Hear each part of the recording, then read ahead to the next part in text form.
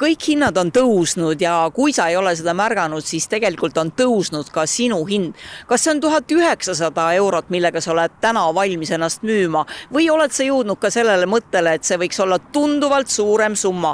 Näiteks selline Eesti keskmine bruto 2460 eurot. No kui see nii on, siis ma võin sulle etteruttavalt öelda, et see ei ole veel lagi.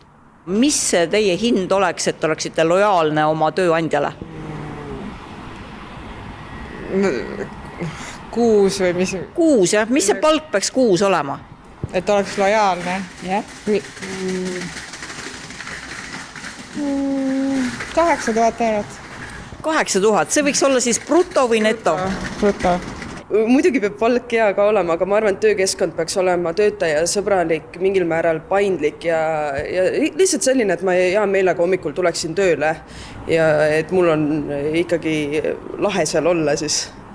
No aga kui see palk on 1300 miinus maksud, siis te vist ka päris õnnelik ei ole ju, kõik hinnad on tõusnud. Ja sellisel juhul jah, ei oleks väga õnnelik, ei oleks nõus seal olema. Ma arvan, et kui töö ühtib hobiga ja sa saad vaimse rahulduse, siis kindlasti on ka väiksem palganumber õigustatud.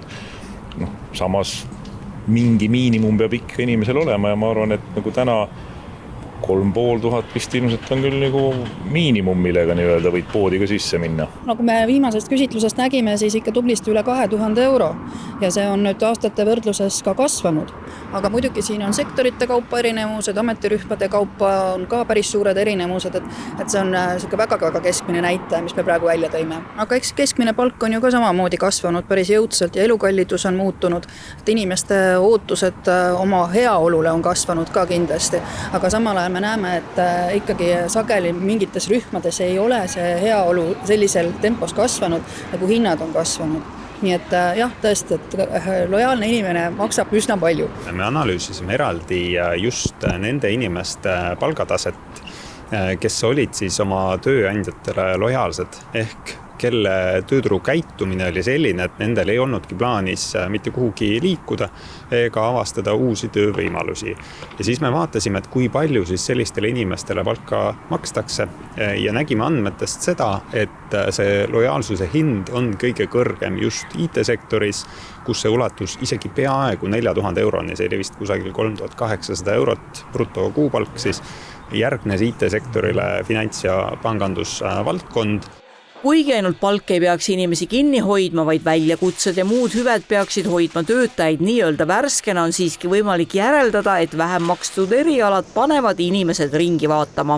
Erialati on ikkagi seal, kus on lihtsamad tööd, et on see kaubandus ja müük ja ka koristus näiteks valdkond, kus inimesed vaatavad aktiivsemalt ringi. Et ütleme, kui me vaatame üldist pilti, siis need töötajad, kes on nõrgemini oma tööandjaga seotud, on seal kuskil 18%, kolmandik on keskmised ja ülejäänud on tegelikult ikkagi lojaalsed, et nad ei hakka kohe esimese asjana töökuulutusi vaatama, kui nad tööle jõuavad.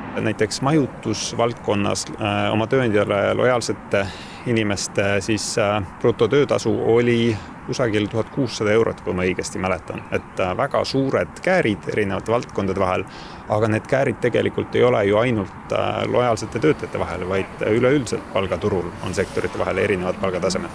Kuigi konkurentsivõimeline palk on töötajate hoidmisel väga oluline, ei tasu unustada, et pikaajalist lojaalsust ei saa tagada üksnes töötasuga. Eriti keeruline on töötajate lojaalsuse hoidmine nooremate põlvkondade puhul, kelle ootused ja käitumine on muutunud.